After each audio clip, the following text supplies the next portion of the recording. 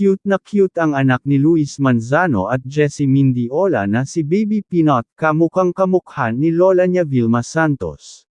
Nag-post nga itong si Luis Manzano sa kanyang Instagram account ng video na kumakain itong si Baby Pinot, at may caption sa ilalim na, "Baka makita tayo ng kapitbahay."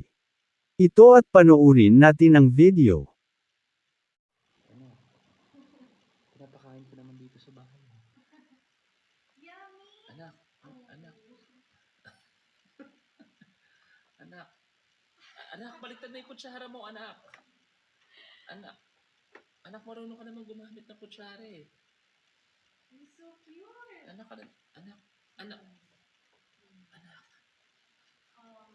Yummy. Anak, Good job.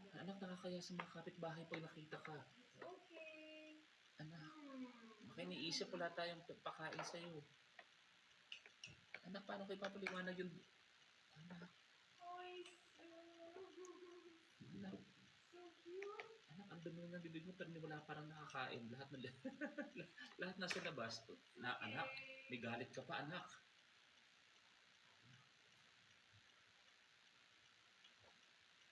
Saan ko kutsara naman? Anak, Yeah. anak.